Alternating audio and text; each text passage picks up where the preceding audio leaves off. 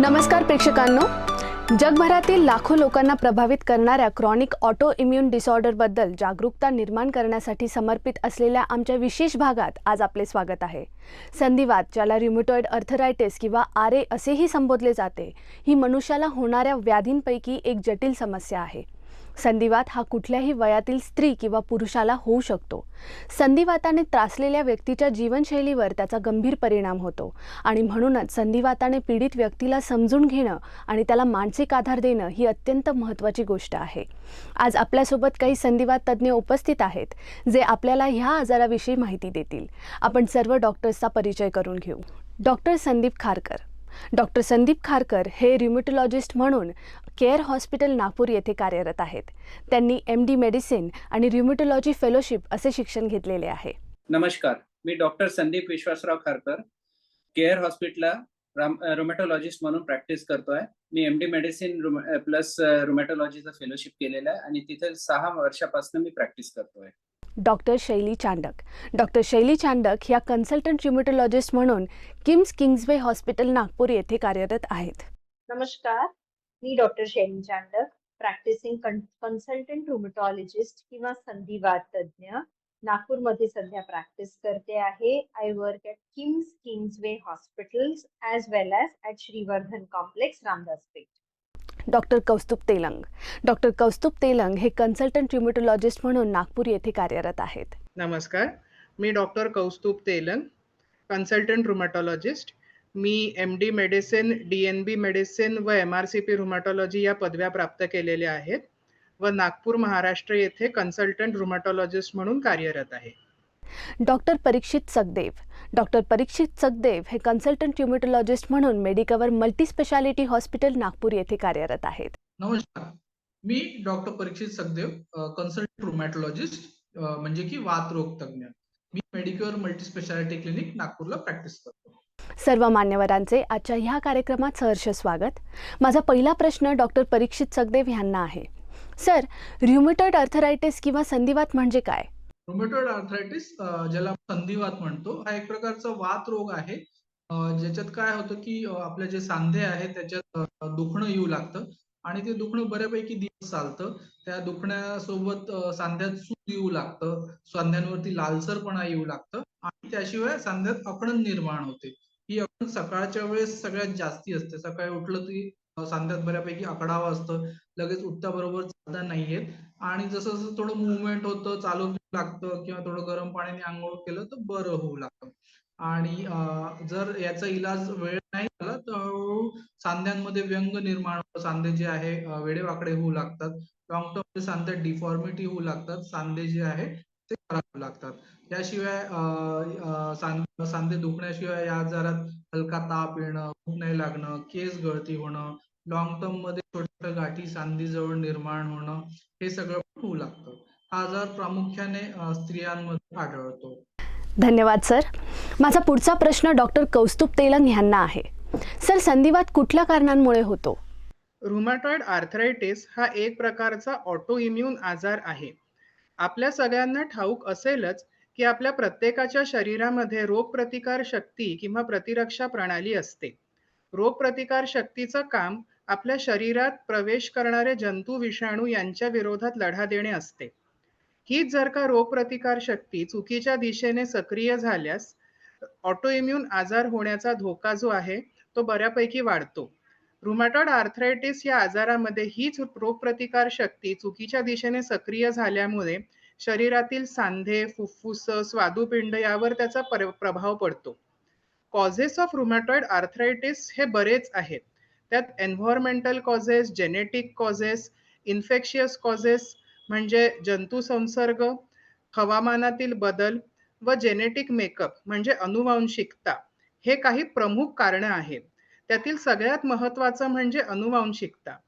एखाद्या व्यक्तीच्या परिवारामध्ये जर का रुमॅटॉइड आर्थरायटिसचा रुग्ण असल्यास त्याचे जे रक्तसंबंधित बांधव आहेत त्या लोकांना रुमॅटॉइड आर्थरायटिस होण्याची शक्यता ही बाकी लोकांपेक्षा जास्त असते. तसेच आपल्या शरीरात होणारे काही जंतू संसर्ग, खास करून ज्याला आपण चाइल्डहुड इन्फेक्शन म्हणजे बालपणी होणारे संसर्ग असं संबोधतो, हे देखील तरुण वयात होणाऱ्या रुमॅटॉइड आर्थरायटिसचे एक कारण असू शकते.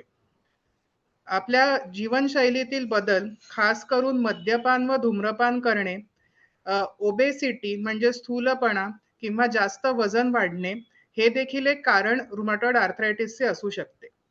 धन्यवाद सर. माझा पुढचा प्रश्न डॉक्टर संदीप खारकर यांना आहे. सर, संधिवातामधील रिस्क फॅक्टर्स कोणते आहेत?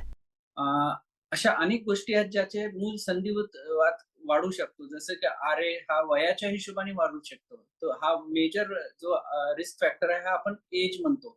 सो हा एज जनरली 30 ते 50 पर्यंत वयोगटातील व्यक्तींना होतो सहसा. पण असं नाहीये की 30 ते 50च्याच व्यक्तींना होईल. तो लहानपणापासूनही होऊ शकतो, ज्याला आपण ज्युव्हेनाइल रुमॅटॉइड आर्थरायटिस म्हणतो. आणि ॲज पर सेक्स जसं आपण पुरुषांमध्ये आणि स्त्रियांमध्ये, तर स्त्रियांमध्ये हा चान्सेस जास्त आहे. मे बी 50 to 60% चान्सेस हा स्त्रियांमध्ये सापडला जातो. सेकंड थिंग, रिस्क फॅक्टर काही जेनेटिक कारणं असू शकतात ज्याच्यामुळे हे होऊ शकतं. थर्ड रिस्क फॅक्टर आपले एन्व्हायरमेंटल इफेक्ट्स राहतात, जे क्लायमॅटिक चेंजेस होतात. काही गरमी किंवा थंडी अशा प्रकारे जिथे जास्त राहते तिथे हा वात जास्त आढळतो. नंतर काही व्हायरल इन्फेक्शन जसं मी आधीच सांगितलंय, जसं HIV virus, Epstein Barr virus, hepatitis B याचा प्रादुर्भाव जर झाला असेल आहे आधी पास्टमध्ये काही काळ आधी, तर हा वात आपल्याला येऊ शकतो, कारण त्यांनी इम्युनोजेनिसिटी वाढते. नंतर मेजर कारण आहे आपलं जसं cardiac attacks, heart attack, strokes किंवा डायबिटीस होतो, ते आहे मानसिक ताण. हा मानसिक ताण असलेल्यांना उद्भवू शकतो. ही बिमारी जास्त वाढू शकते. आधी सांगितल्याप्रमाणे आपण हार्मोनल चेंजेस जसं पेरिमेनोपॉझल, मेनोपॉझलमध्ये लेडीजमध्ये जसं चेंजेस होतात हार्मोन्सचे, त्यामुळे देखील हा रिस्क वाढतो. आणि लास्ट नॉट द बेस्ट म्हणजे शेवटचं जे कारण आहे ते स्मोकिंग, टोबॅको प्रोडक्ट्स याच्यामुळे हा रिस्क वाढतो.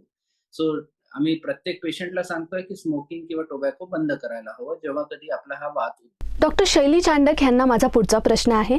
मॅडम, संधिवातासाठी कोणते उपचार आहेत? जर का आपण ट्रीटमेंट बघितली, फ्रँकली ऑटो इम्युन डिझिजेस मध्ये किंवा वात मध्ये सगळ्यात जास्ती रिसर्च आतापर्यंत रुमॅटॉइड आर्थरायटिसच्या ट्रीटमेंटवर झालेला आहे. त्यामुळे आपल्याकडे रुमॅटॉइड आर्थरायटिस ट्रीट करायला किंवा कंट्रोल मध्ये आणायला भरपूर ट्रीटमेंट ऑप्शन्स आहेत, भरपूर औषधं अवेलेबल आहेत. ती प्रत्येक औषधं प्रत्येक पेशंटच्या वातानुसार किंवा असोसिएटेड कॉम्प्लिकेशन्स अनुसार द्यावी लागते. तर सुरू म्हणजे जेव्हा आम्ही ट्रीटमेंट सुरू करतो, किती टक्के वात आहे किंवा काही कॉम्प्लिकेशन्स आहे, त्या हिशोबाने औषध निवड.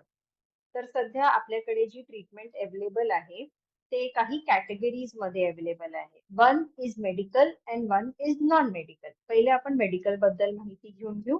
त्याच्यात आपण पेन किलर, पण हे पेन किलर नसतात, अँटी इन्फ्लमेटरी ड्रग असतात. ते दुखणं तर कमी करतात, पण सांध्यांची सूज सुद्धा कमी करतात. Next category steroids. अगदी स्टिरॉइड्स ऐकल्यावर घाबरण्यासारखं काहीच नाही. आपल्याही शरीरात नॉर्मली स्टिरॉइडचं निर्माण होतो. तसंच आम्ही बाहेरून स्टिरॉइड्स देतो, कारण हे वातावर लवकर काम करतो, वात आटोक्यात आणायला भरपूर मदत करतो. पण हे तुमच्या वजनाप्रमाणे काही नियमित काही दिवसासाठीच आम्ही देतो. असं नाहीये सतत स्टिरॉइड्स द्यायचे असतात. त्याच्यानंतरची कॅटेगरी असते डीमार्ड्स. त्यांना आम्ही म्हणतो डिसीज मॉडिफाईंग अँटी रुमॅटिक ड्रग्स. ही फर्स्ट लाईन थेरपी असते, ज्याच्यात काही बेसिक मेडिसिन्स लाईक मिथोट्रिक्सेट, सल्फासॅलिझिन असे नावं असतात. हे तुमचं वात दाबवण्याची किंवा रोगप्रतिकारक शक्तीला आटोक्यात आणायची मदत करतात. त्याच्यानंतरचा मॉलिक्यूल हे रिसेंटली आलेला मॉलिक्यूल, ज्याला आम्ही स्मॉल मॉलिक्युल्स म्हणतो. हे जरा स्ट्रॉंग औषधी असते. जर का फर्स्ट लाईन ट्रीटमेंटनी तेवढा रिस्पॉन्स नाही आला किंवा वात पूर्णपणे आटोक्यात नाही आला, तर मग आम्ही स्मॉल मॉलिक्युल्सवर शिफ्ट होतो. लास्ट पण सगळ्यात स्ट्रॉंग इज बायोलॉजिकल्स. बायोलॉजिकल्स असं नाव ऐकूनच वाटतं ना किती मोठं औषध असेल, पण असं काहीच नाही. जर का तुमचं वात खूप वर्षाचं असेल किंवा आटोक्यात येत नसेल, इतर अवयवांना जसं फुफ्फुसांना, किडनीला, हार्टला त्रास देत असेल, तर मग आपल्याला बायोलॉजिकलचं निवड करावा लागतो. किंवा certain specific conditions like pregnancy मध्ये वगैरे जेव्हा वात आटोक्यात येत नाही, तेव्हा आम्ही बायोलॉजिकलचा वापर करतो. आता हे झालं फार्मेकोलॉजिकल ट्रीटमेंट म्हणजे औषधांवर. नॉन फार्मेकोलॉजिकल ट्रीटमेंट पण असतात, जसं लाईफस्टाईल मॉडिफिकेशन, रेग्युलर एक्सरसाइज करणं, हेल्दी इटिंग. आता हेल्दी इटिंग पण काय खायचं नेमकं, काय प्यायचं? तर पहिले जी गोष्टी अवॉइड करायची ती आपण माहिती घेऊन घेऊ. Smoking, alcohol, non vegetarian food, particularly red meat म्हणजे मांस, मटन हे अवॉइड करायचे असतात. याच्यानी आतमधलं इन्फ्लमेशन, बॉडीच्या आतमधलं इंटरनल इन्फ्लमेशन वाढतो, ज्याच्यामुळेही वाताला त्रास होऊ शकते. ऑइली, फ्राईड फूड, मैद्यानी तयार केलेले पदार्थ कमीत कमी खायचे असतात. पॅकेट फूड, प्रोसेस्ड फूड हे सगळे अवॉइड करायचे असतात. Try to have lot of fruits, vegetables म्हणजे फळं, भाज्या, स्प्राउट्स आणि ड्राय फ्रुट्स किंवा नट्स हे तुमच्या डाएटमध्ये इन्कॉर्पोरेट केलं पाहिजे. आपल्या किचनचे खडा मसाला असतो ना, ते त्याचा वापर थोड्याफार प्रमाणात केलं पाहिजे, हेही मदत करतो. हळद किचन मधली हीही मदत करते. असं नाही की याच्याने वात बरं होतो किंवा जातो, पण बॉडीला एक फायटिंग कॅपॅसिटी, रोगप्रतिकारक शक्तीला इम्प्रूव्ह करायला मदत करते ह्या सगळ्या छोट्या छोट्या गोष्टी. त्याच्या व्यतिरिक्त आपलं आता आहार खूप महत्वाचा आहे. त्याच्यानंतर एक एक्सरसाइज पॅटर्न फॉलो करायचा, एक स्लीप पॅटर्न फॉलो करायचा. स्लीपिंग टाइम आणि वेकिंग अप टाइम हा सेम पाहिजे. अशा काही छोट्या छोट्या गोष्टी असतात जे औषधं सोडून इतर याला आपल्याला मदत करते इम्प्रूव्हमेंटसाठी. माझा पुढचा प्रश्न असा आहे की संधिवात रुग्ण गर्भधारणा करू शकतात का? व्हेरी गुड क्वेश्चन आणि महत्वाचा क्वेश्चन, कारण हा रुमटॉइड आर्थरायटिस बायकांमध्ये, स्त्रियांमध्ये खूप कॉमन आहे as compared to the gents किंवा पुरुष वर्ग. आणि मातृत्व म्हणजे जगात सगळ्यात मोठं सुख आहे, जे प्रत्येक बाईला मिळालंच पाहिजे. वातामुळे you should not be deprived of that feeling. म्हणजे वात असला तर मातृत्व करता येत नाही किंवा प्रेग्नेंट होता येत नाही असं अजिबात नाहीये. पण काही क्रायटेरियाज असतात त्याच्यासाठी. जसं वात जेव्हापर्यंत आटोक्यात येत नाही, मेडिकल लँग्वेज मध्ये इन रेमिशन जेव्हापर्यंत होत नाही, आम्ही प्रेग्नन्सी करायला परवानगी देत नाही. का नाही देत? कारण बच्चूलाही त्रास होऊ शकतो. एकदा तुमचा वात व्यवस्थित आटोक्यात असला किंवा कंट्रोल मध्ये असला, डॉक्टर सोबत बोलायचं, ते व्यवस्थित तुमचं ट्रीटमेंट प्लॅन करतील आणि प्रेग्नेंट व्हायला किंवा प्रेग्नन्सी मेंटेन करायला किंवा कन्सीव्ह करायला तुम्हाला फर्दर इन्स्ट्रक्शन्स किंवा माहिती देतील. आता महत्वाचं काय आहे, प्रेग्नन्सी मध्ये ना रुमटॉइड आर्थरायटिस खूप वेळा खूप चांगला बिहेव करतो. म्हणजे असं पेशंटला वाटतच नाही की वात आहे बा, म्हणजे दुखणं कमी होऊन जातो. पण लगेच डिलिव्हरी नंतर हा वात खूप मोठ्याने वाढत येतो. म्हणून प्रेग्नन्सीच्या वेळेस पण आपल्याला काळजी घ्यावी लागते. औषधं बंद करायचे नसतात. जेव्हा तुम्ही तुमच्या डॉक्टरशी बोलतात की आम्हाला प्रेग्नेंट व्हायचंय की मला प्रेग्नन्सी प्लॅन करायची आहे, डॉक्टर्स असे औषधं निवडतात जे आईला आणि होणाऱ्या बच्चूला अगदी सेफ असतात. त्याच्यामुळे घाबरायचं काहीच कारण नाहीये. तर डेफिनेटली रुमटॉइड आर्थरायटिस पेशंट प्रेग्नेंट होऊ शकतो, प्रेग्नेन्सी पिरियड एन्जॉय करू शकतो आणि मातृत्वाचा आनंदही घेऊ शकतो. पण त्याच्यासाठी डॉक्टरांचा सल्ला, रेग्युलर फॉलोअप्स, वात आटोक्यात ठेवणं हे सगळं महत्वाचं आहे. कारण छोटा कॉम्प्लिकेशन आईला झाला तर बच्चूलाही होऊ शकतो. तर म्हणून काळजी घ्यायची आणि एक्स्ट्रा काळजी घ्यायची असते या वेळेसला. सो ऑल रुमटॉइड आर्थरायटिस पेशंट म्हणजे सगळे वाताचे पेशंट, संधिवाताचे पेशंट प्रेग्नन्सी करू शकतात आणि चांगल्याने करू शकतात. धन्यवाद मॅडम. डॉक्टर संदीप खारकर यांना माझा पुढचा प्रश्न आहे. सर, ज्या व्यक्तीला मधुमेह आहे त्याला संधिवात होण्याची किती शक्यता असते? ज्याप्रमाणे डायबेटीज आपण म्हणतो की तो पण ऑटोइम्युनिसिटीमुळे होतो, तसंच आरए पण हा संधिवात स्वयंप्रकारित विकारांमुळे होतो. सो हा आरए पेशंट्सला डायबेटीज होऊ शकतो आणि प्लस डायबेटिक पेशंट्सला पण आरए होऊ शकतो. सो डायबेटिक पेशंट्सला आरए याच्यामुळे होतं, जसं की काही त्यांचं सेडेंटरी हॅबिट राहतं, जे काम नाही करत, बसले राहतात. त्यांचं जसं चरबी वाढते, त्यामुळे डायबिटीज होतं. सो त्यामुळे वजन वाढतं. वजन वाढल्यामुळे जॉइंट्सला इजा होते आणि त्यांना आरे होऊ शकतो. हा टाइप 2 डायबिटीसचा प्रश्न आहे. हा अप्रॉक्सिमेट 50% डायबेटिक पेशंट्सला आरे होऊ शकतो. पण आरे ज्यांना आहे त्यांना 25% पेशंट्स टाइप 2 डायबिटीज होतो. कारण हा ऑटो इम्युनिटीला अफेक्ट करतो. सो दोघंही हँड इन हँड दोघंही काम करतात. डायबिटीज पण आरे करू शकतो आणि आरे पण डायबिटीज. सिमिलरली जसं टाइप 1 डायबिटीज जो राहतो, ज्या मुलांना टाइप 1 डायबिटीज राहतो, त्यांना हा विकाराचा चान्सेस जास्त राहतात. कारण त्यांची जे जीन्स जे राहतात आणि ऑटो इम्युनिटी राहते ती पॅन्क्रियाजला जसं डायबिटीजमध्ये पॅन्क्रियाजला अफेक्ट करतं, तसं त्यांचे अफेक्ट जॉइंट्स आणि संधीला पण करतं. त्यामुळे हा टाइप 1 डायबिटीजमध्ये जो लहानपणापासून येतो त्यांना चान्सेस 2 ते 3% आहे आणि टाइप 2 मध्ये 50% नी वाढतो. ज्यांना चान्सेस जे आरएचे चान्सेस आहे ते 50% नी वाढते. सो सिमिलरली आरएचे जे औषधी राहतात त्याच्यात स्टिरॉइड्स राहतात, पेन किलर्स राहतात, ज्याच्यामुळे वजन पण वाढतं आणि ग्लुकोज पण वाढतं आणि डायबिटीसचे चान्सेस पण वाढतात. आणि त्यामुळे आरेमुळे पण डायबिटीस होतं. तर हँड इन हँड हे दोन्ही वात आणि डायबिटीस हे एकमेकांना प्रादुर्भाव देऊ शकतो. सर, कोविड होऊन गेलेल्या व्यक्तीला भविष्यात संधिवात होऊ शकतो का? आता जसं 2019 पासून आपल्या इथे कोविड जसा हा प्रादुर्भाव झालेला आहे, त्याच्यामुळे नवीन डिसीज होतात. त्याच्यानंतर त्याच्याकडे खूप लक्ष देण्यात आलं आणि खूप काही शिकण्यात आलं. सो जसं कोविड हा एक व्हायरस आहे, ज्याच्यामुळे व्हायरल इन्फेक्शन्स होतं. तर त्याच्यामुळे पण हा आरए किंवा रिएक्टिव्ह आर्थरायटिस, आम्ही जनरली आरए म्हणत नाही, पण त्याला रिएक्टिव्ह आर्थरायटिस म्हणतो, ज्याच्यात तुमचे इन्व्हेस्टिगेशन्स जे राहतात, लॅब इन्व्हेस्टिगेशन्स याच्यात नॉर्मल येतात, पण पेशंटला संधिवाताचे जे लक्षणं राहतात ते सगळे लक्षणे दिसतात. सो कोविडमध्ये ज्यांना लाँग कोविड होता किंवा ज्यांना जास्त काळाचा कोविड होता, त्यांना आर्थरायटिसचे चान्सेस उद्भवले आहे काही पेशंट्समध्ये. तसंच ज्या पेशंट्समध्ये काही प्रमाणात आरे होता, पण त्याचे सिम्प्टम्स किंवा सायन्स नव्हते, क्लिनिकली पेशंटला काही नव्हतं, पण कोविड इन्फेक्शन्स नंतर किंवा कधीतरी कोविड व्हॅक्सिन्स नंतर त्यांचा जॉइंट पेन्स वाढलेले आहे, प्लस डिफॉर्मिटीज पण वाढलेल्या आहेत. अशा पेशंट्सला पण आपण पोस्ट कोविड रिएक्टिव्ह आर्थरायटिस किंवा रुमॅटॉइड आर्थरायटिस असं म्हणतो. सो संधिवात हा प्रकार उद्भवतो त्यांना ज्यांना कोविड झालेला आहे. बहुतेक मेजॉरिटी ऑफ पेशंट्स जे आहे फिमेल्स आहेत आणि वृद्ध लोकांमध्ये हा प्रादुर्भाव दिसलेला आहे. So Covid at per infection किंवा कोविड व्हॅक्सिनेशन किंवा डी नोव्हो म्हटलं तर आपण आधी वात होता, पण नंतर कोविड नंतर त्याचा प्रादुर्भाव वाढला. असे पेशंट्स आम्हाला जास्त दिसण्यात आले. सो कोविड हा एखादा एक कारण राहू शकतं पोस्ट व्हायरल कोविडमध्ये, ज्याप्रमाणे बाकीच्या व्हायरसमध्ये इन्फेक्शन्स होतं, त्याचप्रमाणे कोविडमध्ये देखील हा वात उद्भवू शकतो. डॉक्टर कौस्तुभ तेलंग यांना माझा पुढचा प्रश्न आहे.